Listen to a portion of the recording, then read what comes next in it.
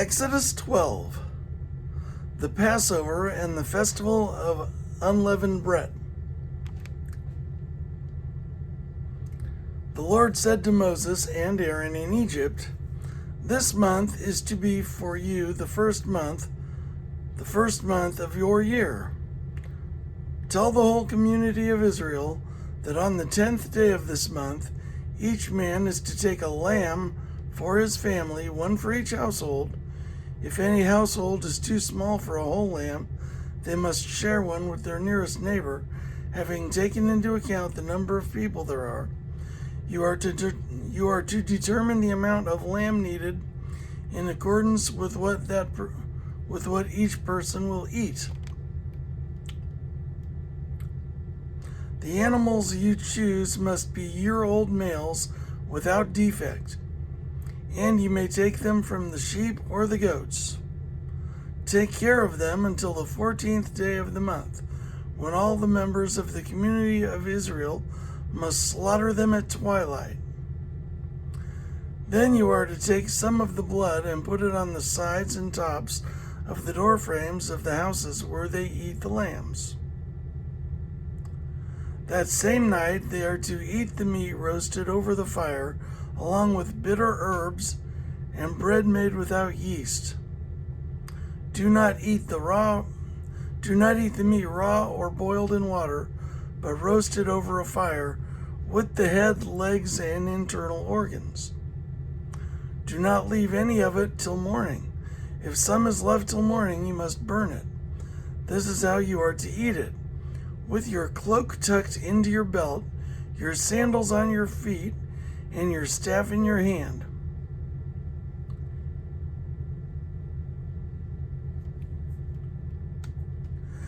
Eat it in haste. It is the Lord's Passover. On that same night I will pass through Egypt and strike down every firstborn of both people and animals, and I will bring judgment on all the gods of Egypt. I am the Lord. The blood will be a sign for you on the houses where you are, and when I see the blood, I will pass over you. No destructive plague will touch you when I strike Egypt. This is a day you are to commemorate for the generations to come. You shall celebrate it as a festival to the Lord, a lasting ordinance. For 7 days you are to eat bread made without yeast. On the first day, remove the yeast from your houses, for whoever eats anything with yeast in it from the first day through the 7th must be cut off from Israel. On the first day, hold a sacred assembly, and another one on the 7th day. Do no work at all on these days, except to prepare food for everyone to eat. That is all you may do. Celebrate the festival of unleavened bread, because it was on this very day that I brought your divisions out of Egypt. Celebrate this day as a lasting ordinance for the generations to come. In the first month you are to eat bread made without yeast, from the evening of the 14th day until the evening of the 21st day.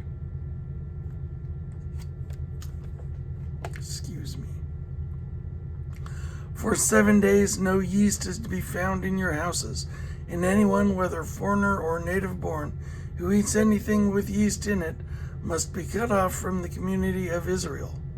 Eat nothing made with yeast. Wherever you live, you must eat unleavened bread." Then Moses summoned all the elders of Israel and said to them, "Go at once and select the animals for your families and slaughter the Passover lamb. Take a bunch of hyssop,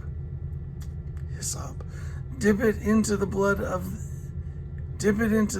in the basin, and put some of the blood on the top and on both sides of the door frame. None of you shall go out the door of your house until morning. When the Lord goes through the land to strike down the Egyptians, he will see the blood on the top and sides of the door frame, and will pass over that doorway, and he will not permit the destroyer He will not permit the destroyer to enter your houses and strike you down." Where's the destroyer? Obey these instructions as a lasting ordinance for you and your descendants. When you enter the land that the Lord will give you as he promised, observe this ceremony. And when your children ask you, what does this ceremony mean to you? Then tell them, it is the Passover sacrifice to the Lord, who passed over the houses of the Israelites in Egypt and spared our homes when he struck down the Egyptians. Then the people bowed down and worshipped. The Israelites did just what the Lord commanded Moses and Aaron. At midnight, the Lord struck down all the firstborn in Egypt, from the firstborn of Pharaoh, who sat on the throne, to the firstborn of the prisoner who was in the dungeon, and the firstborn of all the livestock as well. Pharaoh and his officials and all the Egyptians got up during the night, and there was loud wailing in Egypt, for there was not a house without someone dead. The Exodus.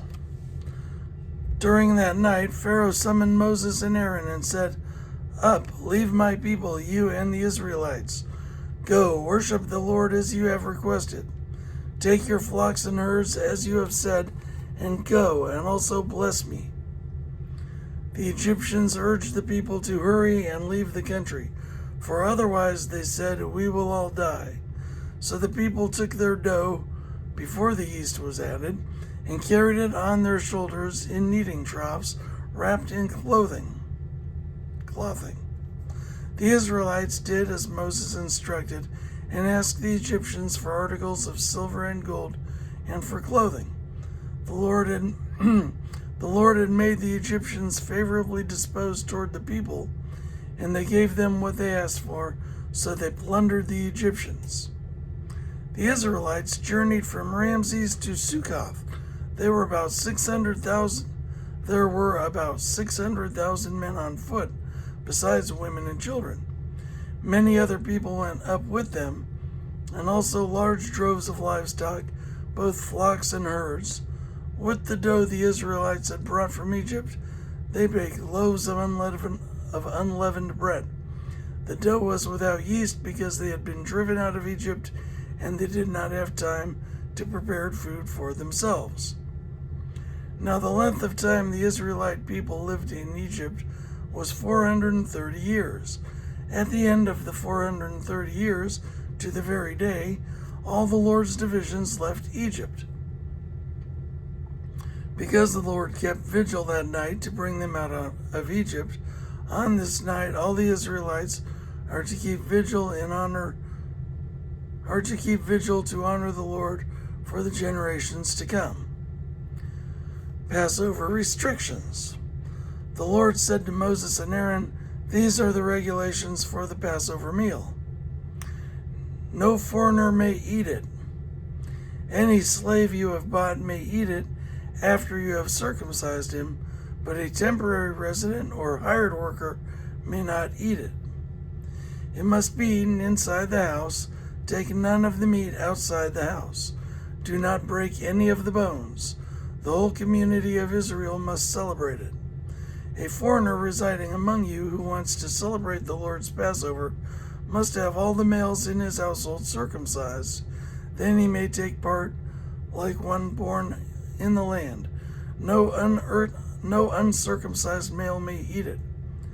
The same law applies to both the native-born and to the foreigner residing among you. All the Israelites did just what the Lord had commanded Moses and Aaron, and on that very day the Lord brought the Israelites out of Egypt by their divisions.